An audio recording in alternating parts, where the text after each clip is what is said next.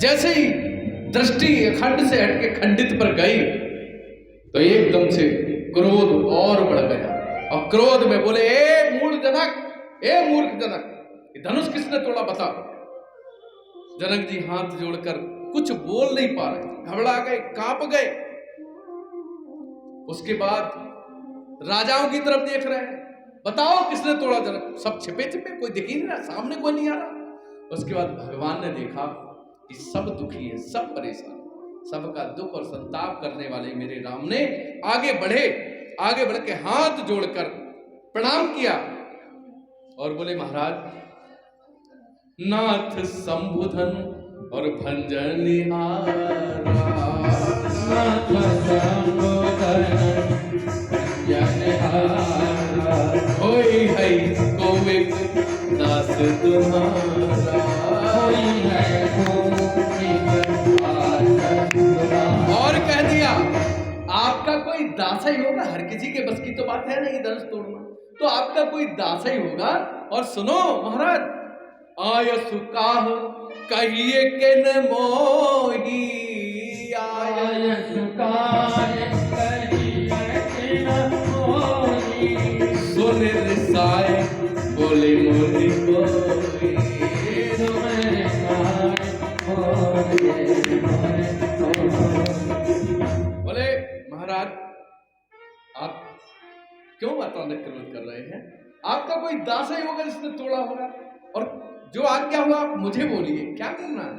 अगर किसी ने धनुष तोड़ भी दिया है तो आपको जो भी आज्ञा है उसे आप मुझे मानकर मुझसे बोलिए। बोले जानता नहीं है, सेवक सो जो करे सेवकाई, सेवक सो जो करे सेवकाई, हरि करनी करिए लड़ाई,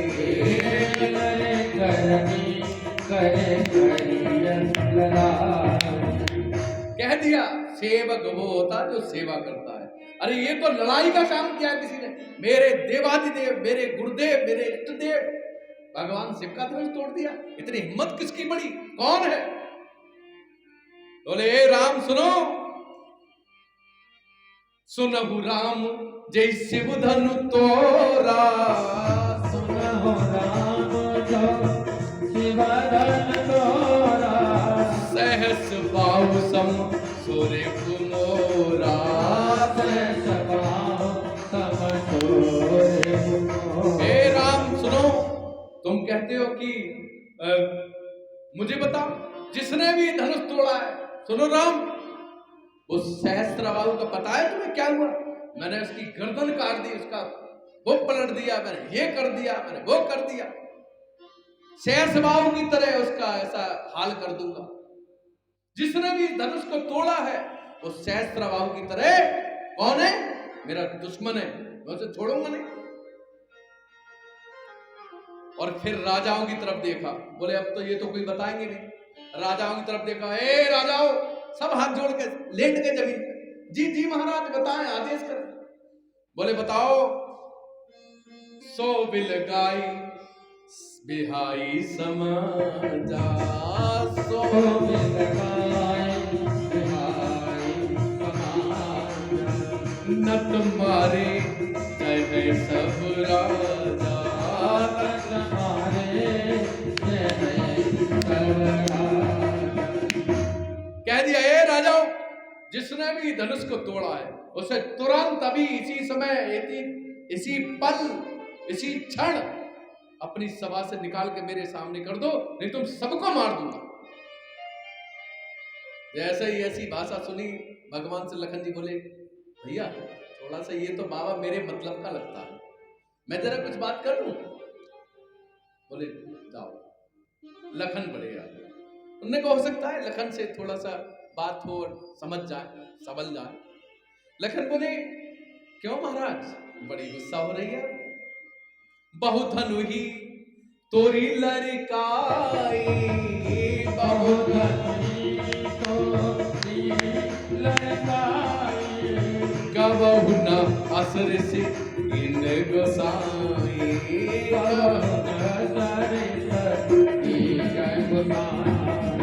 क्यों बाबा एक बात सुनो, क्या है? बोले बड़ी गुस्सा आ रही है आप, हमने तो बचपन में ऐसी निरी धनुइयां तोड़ तोड़ के फेंक दी।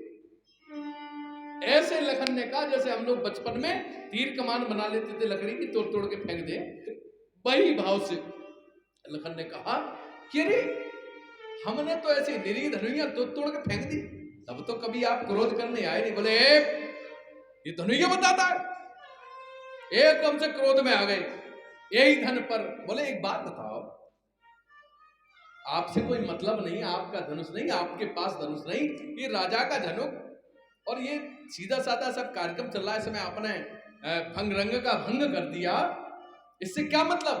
यही धन पर ममता के ही है तू,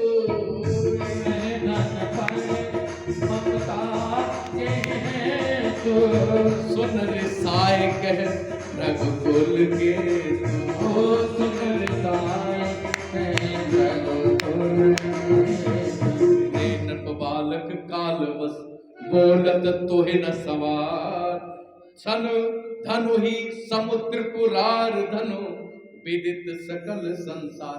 ए राजा के बालक, तो तमीज नहीं है, इसे धनु ही कह रहा है, ये धनु ही नहीं है, ये सारा संसार जानता है, ये भगवान शंकर का धनुष है, इसे धनुइया कह रहा है। और एकदम से क्रोध में, ए लड़के चुप, आगे से मत बोलना, ऐसे उंगली दिखाओ। बोले बाबा ये उंगली कितने दिखा रहे हो? इन्हा कुमड़ बत्तियां को नाई,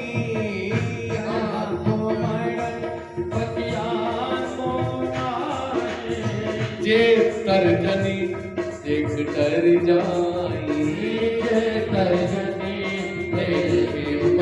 जाई। कह दिया यहाँ कोई कुम्हेड़े का पेड़ देखा ना, वो कहते हैं कभी कभी कुम्हेड़ा है, कद्दू है, लौकी है, कहते हैं बच्चों से उंगली मत दिखाना, टूट जाएगा, गिर जाएगा फल। बोले यार कुम्हेड़े का पेड़ नहीं है जो उंगली देखकर और टूट के गिर जाए, मर जाए। बोले यहाँ राजा के बेटे हैं और आप हमें समझाना चाहते हैं। बोले उंगली मत दिखाओ महाराज।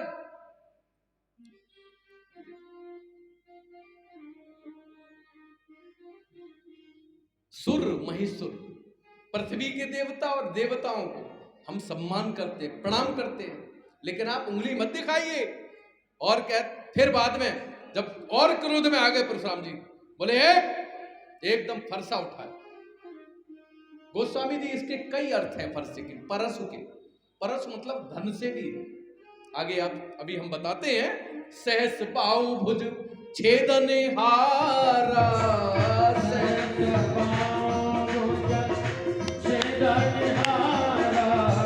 परसु बिलोक महिप कुमारा,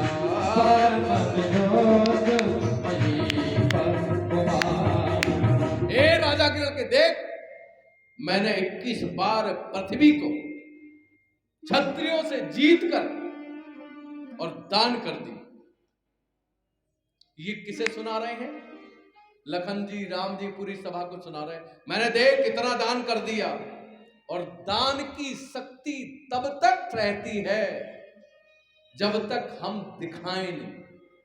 जब तक दान छिपा है तब तक आपके पास शक्ति है। अगर आपका दान दिख गया तो दान का कोई अर्थ नहीं। दान छिपा के दिया जाता है, छपा के नहीं। जो दान छपा के दिया जाता है वो दान दान नहीं होता है। दान को छिपा के देना चाहिए। आज परशुराम जी ने अभी तक तो छिपाए रखा। लोग जानते थे, बड़ी महिमा गाते थे परशुराम जी की, लेकिन आज क्या किया? आज सारे संसार को बताना चाहते हैं, मैंने राजा के लड़के, तू जानता नहीं है, मैंने इतनी सारी भूमि जीत जीत के और दान कर दी। परसु का अर्थ दान भी है और दूसरा फरसा भी दिखाना चाहते हैं। आगे आप देखेंगे उनका फरसा आगे बढ़ेगा ही नहीं। कारण क्या है? उनके साथ जो शक्ति थी वो केवल दान की शक्ति थी। उन्होंने जो दान दिया था, राजाओं से युद्ध करके जीत जीत के पृथ्वी को सब दान कर दी। इसके कारण उनके फरसे में शक्ति थी, उनकी भुजाओं में शक्ति थी, उनके शरीर में एक्स्ट्रा पावर थी। कारण दान की पावर थी, भजन की शक्ति थी, तपस्या की शक्ति थी, साधना की शक्ति थी, समर्पण त्याग की शक्ति थी। जाप की शक्ति थी, लेकिन आज उन्होंने सब कुछ गा दिया। कह रहे ए राजा के लड़के, देख मैंने इतना दान किया है, मैंने ये वहां दान किया, ये वहां दान किया, ये वहां किया।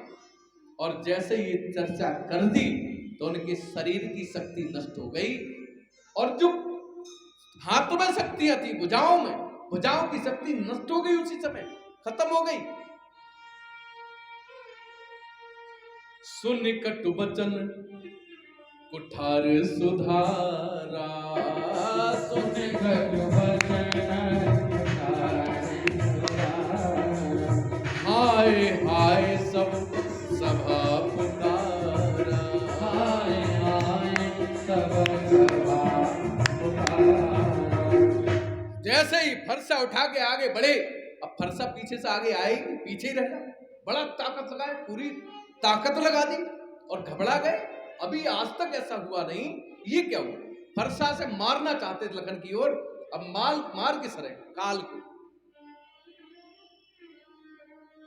फिर राम जी आए आगे, अति बीची विनीत मृदु बचन, अत विनीत मृदु शीतल वाणी, अति विनीत शीतल वाणी, बोले राम जोरे जुग पानी, बोले राम जोरे जुग पानी। हाथ जोड़कर राम जी आगे आए, लखन को पीछे हटाया, हाथ जोड़कर बोले महाराज आप कैसी बात करें, बालक है ना, वर्रे बालक एक स्वभाव, और जहां बैठे तहां करे हुआ। लेकिन एक बात और कही, वर्रे बालक एक स्वभाव, इन्हीं न संत विदु सही काऊ।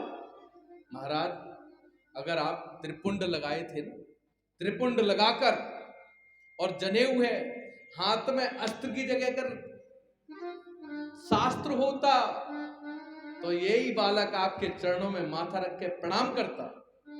लेकिन बच्चे ना तो विद्वान को समझते हैं, न ताकतवर को समझते हैं, वो तो सबको समान समझते हैं। ये क्या जाना आप कितने ताकतवर हैं, आपने इतना बता दिया ये बहुत है। लेकिन आप एक काम करो, ये बालक समझकर इसे आप थोड़ा क्षमा करें। ते ही नहीं कछु काज बिगाड़ा, इसने कोई काम, वैसे इसने कुछ काम नहीं किया गलत, इसने नहीं तोड़ा धनुष, और अपराधी मैं नाथ तुम्हारा, मैं आपका अपराधी हूं, आप मुझे बताइए क्या है। और कह दिया सुनो, जो तुम औते द्विज की नाई, जो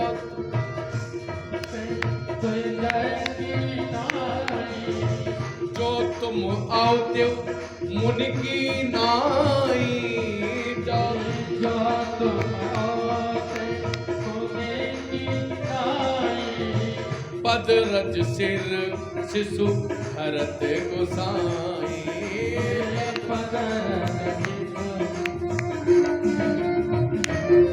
अगर आप मुनि की तरह आते तो ये पैरों पर अपना सर रख देता। फिर परशुराम जी बोले अब मैं समझ गया तुम दोनों बहुत चालू हो, गौर शरीर श्याम मन माही, गौर शरीर श्याम मन माही, काल कोट मुख पयस मुख नाही, काल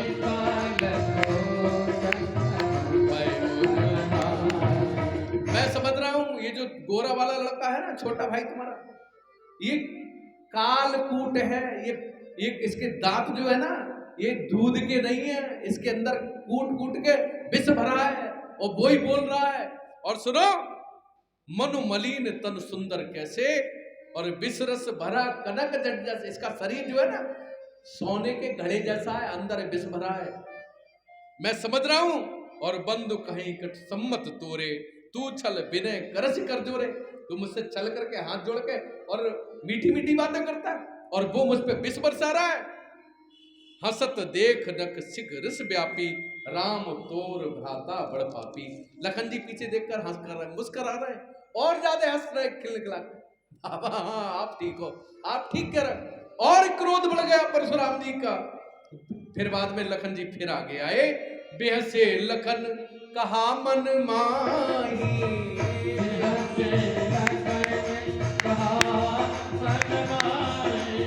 मुँह देव आँख कतौ को नाई।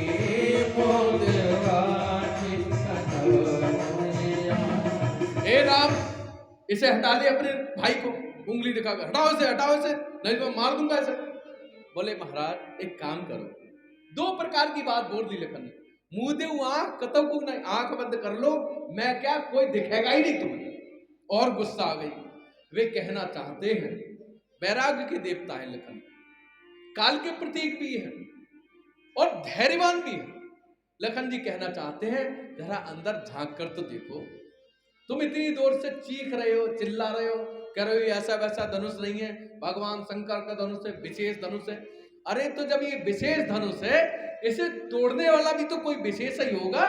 नेत्र बंद करके अंतरात्मा से पूछो, जानो, पहचानो, समझो, ये कोई ऐसे वैसे आपके सामने नहीं खड़े।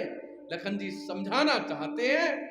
बार बार मुनि विप्रसन और कहा राम सन राम, बोले भरुपत सरस हंसे तहु बंधु समबा। इसकी वाणी जो है ना, ए राम तू तो मीठी मीठी बातें करता है, लेकिन इसकी वाणी मुझे बाण की तरह चोटती है और मुझ पे सहन नहीं होती है। राम फिर आए आगे, अरे महाराज छोड़ो, बच्चे को क्षमा करो। कहते हैं सब प्रकार हम तुम सन हारे, सब प्रकार तुम सन हारे, क्षमा हो विप्र अपराध हमारे, क्षमा हो विप्र अपराध हमारे। हम सब प्रकार से आपसे हारे। हे ब्राह्मण देव, देखिए इतने बड़े मुनि, सन्यासी, ऋषि, तपस्वी आज अपने दान की चर्चा, अपने अहंकार की चर्चा अपने मुख से करके उनने अपना मान घटा लिया। अरे चर्चा तो वो होती है जब दूसरे लोग करें, दूसरे लोग तारीफ करें, तब तारीफ मानी जाती है। अपने मुख से मियां मुट्ठी बोलते हैं ना, ये भाव गलत हुआ, इसलिए राम जी ने डिमोशन कर दिया। बोले सुनो ब्राह्मण देव, हम आपसे सब प्रकार से हारे और हम आपसे क्षमा मांगते हैं, उसकी तरफ से आप क्षमा करिए। कहु पर तोष मोर संग्रामा, कहु पर तोष मोर संग्रामा, नाहित छाड़े कहाओ रामा, नाहित छाड़े कहाओ रामा। ए राम, या तो अपना नाम बदल ले और नहीं तो युद्ध कर, या तो अपना नाम बदल ले या युद्ध कर। और राम जी बड़े ताज्जुब में पड़ गए, बोले नाम कैसे बदल लूं, वो तो मेरे माता पिता ने कहा। युद्ध इसलिए नहीं कर सकता कि आप ब्राह्मण देव और ब्राह्मणों का हम सम्मान करते हैं, लेकिन आपने ब्राह्मणों वाली भाषा तो बोली नहीं। तो बोले, हाथ जोड़ के राम जी बोले, राम मात्र लघु नाम हमारा। महाराज हमारा नाम तो छोटा सा राम नाम है और आपका परशु सहित बड़ा नाम तुम्हारा। अरे आपके नाम के आगे तो परशु जुड़ा है, आप तो दानियों से भी महादानी हो और हमारा तो छोटा सा नाम राम नाम है।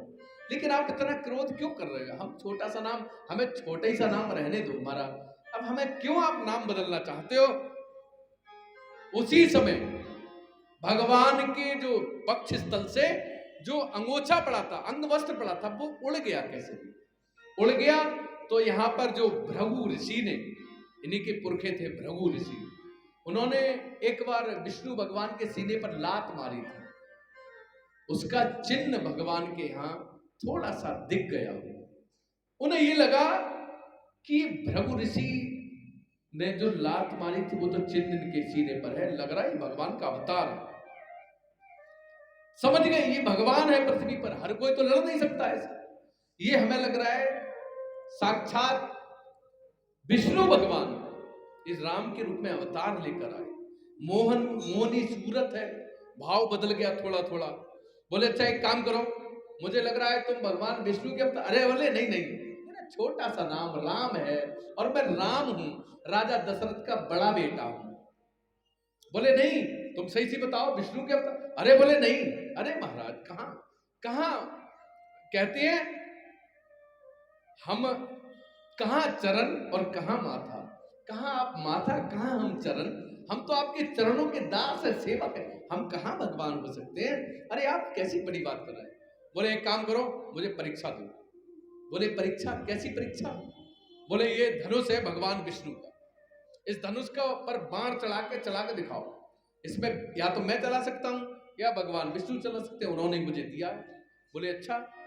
और हुआ कि घटना घटित हो गई, राम रमापति कर धन ले वो, राम रमापति कर धन ले वो, खेचहु मिटे मोर संदेह।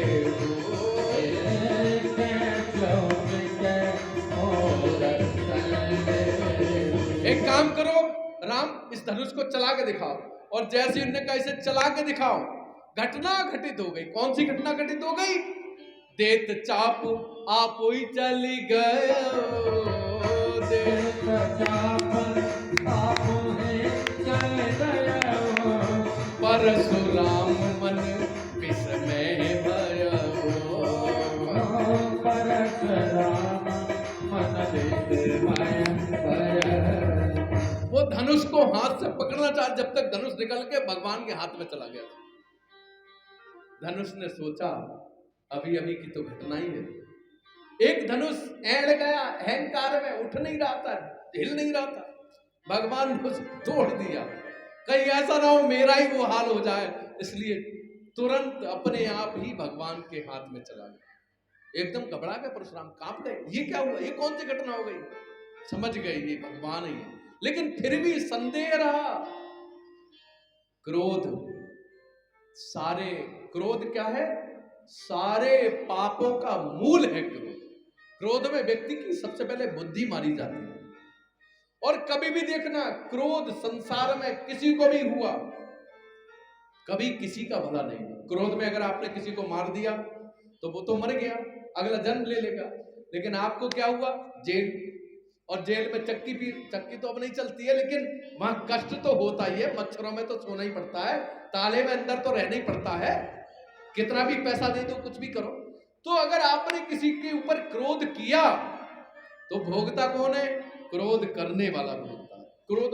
क्रोध पाप का मूल, ये मूल केंद्र क्रोध है। और जैसा हमने नारद जी वाले प्रसंग में बताया, काम क्रोध लोभ मोह अहंकार, ये सब बहुत कर्रे मित्र हैं, अच्छे मित्र हैं। अगर आपने किसी को मार दिया, वो हाथ जोड़ के क्षमा मांग के चला भी गया, तो आपको अहंकार आ जाएगा, फिर आप किसी बड़े से अटकेंगे, उसने आपको मार दिया। इसलिए ये सारी चीजें पतन की ओर ले जाती हैं। इसलिए विनम्रता मनुष्य का भूषण है, और क्रोध मनुष्य को गर्त में डाल देता है। परशुराम जी की बुद्धि, इतनी देर भगवान को सामने, इतना बड़ा विद्वान व्यक्ति अंश को नहीं पहचान पा रहा, जिसने इतनी बड़ी तपस्या की, तमाम पूरे पृथ्वी के एक से एक भयंकर बड़े से बड़े क्षत्रियों को परास्त करके, और भूमि दान में इतना बड़ा दानी, इतना बड़ा जिसका शिष्य कर्ण जैसा हो, जिनका शिष्य भीष्म जैसा हो, ऐसा विद्वान और ऐसा धनुर्धर, ऐसा ब्रह्मचारी, ऐसा मातृभक्त, ऐसा पितृभक्त। पिता ने कहा मां की गर्दन काट लाओ, गर्दन काट लाई, और फिर भगवान से तपस्या करके मां को मांग लिया, यानी मां को, पिता की आज्ञा भी पूरी की और मां को भी जीवित किया। इतना ताकतवर व्यक्ति भगवान को नहीं पहचान रहा है, कारण उसका कुछ और नहीं था, कारण था क्रोध। क्रोध रूपी पाप का बीच में पर्दा आ गया था भगवान और परशुराम के, इसलिए परशुराम भगवान को पहचान नहीं पाए। और जैसे ही धनुष गया, फिर भी नहीं पहचान रहे, फिर भी कह रहे कोई हम समझ नहीं पाएंगे, इसलिए जादूगर होगा, तो जादू आदू से ले लिया होगा धनुष। बोले एक काम करो, इस पे तीर चढ़ाओ।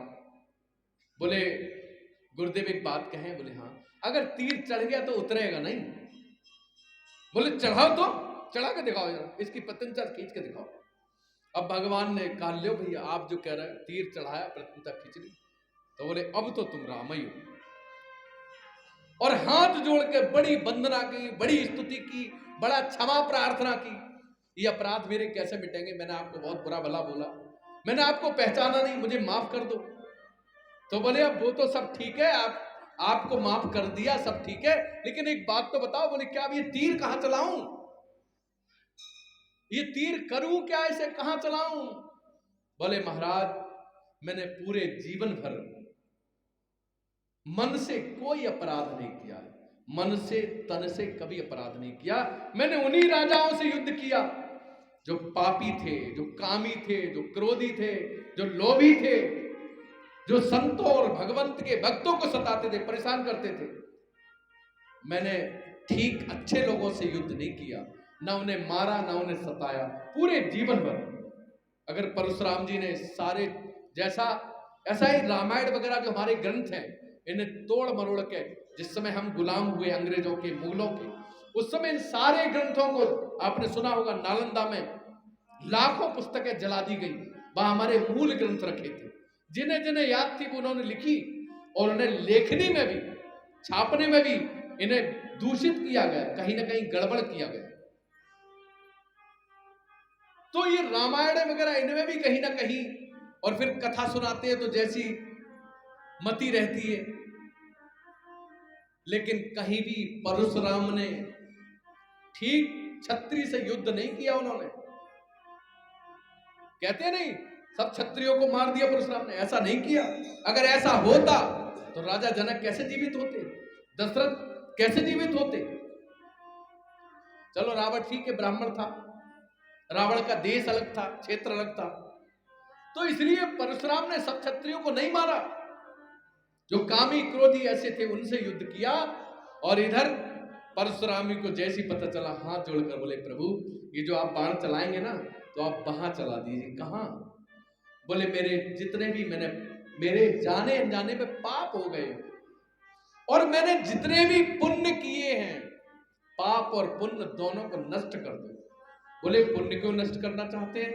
बोले अब आपको देखने के बाद ये आंखें किसी को देखना नहीं चाहती, हाथ आपके सामने जब जुड़ गए हैं तो अब ये हाथ कहीं और तक जुड़ना नहीं चाहते हैं, ये कदम आप तक चले आए, अब ये कदम कहीं जाना नहीं चाहते हैं। प्रभु बस आपकी मूर्ति, आपकी सूरति मेरे हृदय में समा जाए, बस मेरे सारे पाप और पुण्य नष्ट कर दो, ताकि उन्हें भोगने के लिए पृथ्वी पर मैं दोबारा नहीं आऊं। बोले परशुराम तुम तो अमर हो, अमर रहोगे, क्योंकि तुम्हारी सदैव मति मेरे चरणों में रहती है, मैं जानता हूं। और ये कहकर परशुराम जी ने हाथ जोड़े, भगवान ने उन्हें पाप और पुण्य उस बाण से नष्ट कर दिए, और गोस्वामी जी ने दिया कहे जय जय जय रघुकुल है तू, कहे जय जय जय रघुकुल है तू, रघुकुल गए बन ही जब है तो प्रभु, रघुकुल गए बन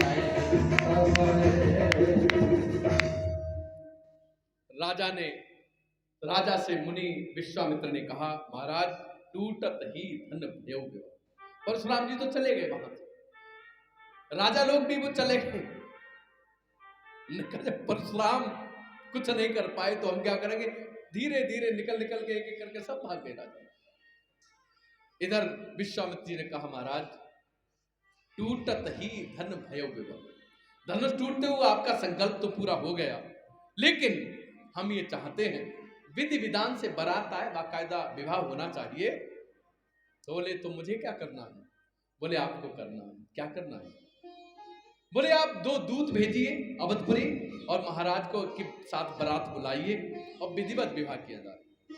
महाराज ने 2 दूत बुलाए तेज दौड़ने वाले दावों के साथ, और दूत अवधपुर भेजे, और वे दूत तेज दौड़कर अवधपुरी पहुंचे। पत्र लेकर, महाराज जनक का नहीं विश्वामित्र ने पत्र लिखा था, उसके साथ जनक जी ने भी एक पत्र छोटा सा लिखा था। राम की बड़ी बढ़ाई लिखी थी पूरे पत्र में। अभी तक की राम कथा लिखी थी घर से, और स्वयंवर ये धनुष यज्ञ तक की पूरी कथा उसमें लिखी थी। उस पत्र को लेकर दूत पहुंचे हैं अवधपुरी। जैसे ही अवधपुरी पहुंचे, दरवाजे पर बोले, हम जनकपुरी से आए हैं, महाराज राम का संदेश पत्र विश्वामित्र जी ने दिया है महाराज को देने के लिए, तो हम महाराज से मिलना चाहते हैं। दौड़कर द्वारपाल अंदर गए, बोले महाराज 2 दूत जनकपुरी से आए हैं, आपको कोई राम का संदेश लेकर आए जो विश्वामित्र जी ने भेजा।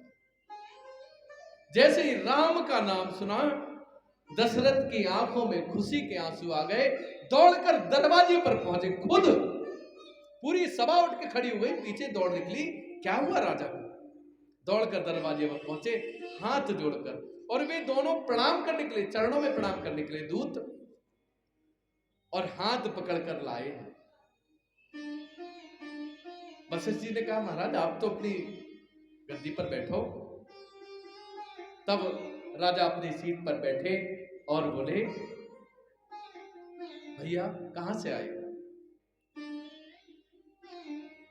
बोले ये पत्र है, ये राम जी का, आपके बेटे राम है ना? बोले हाँ। बोले उनका संदेश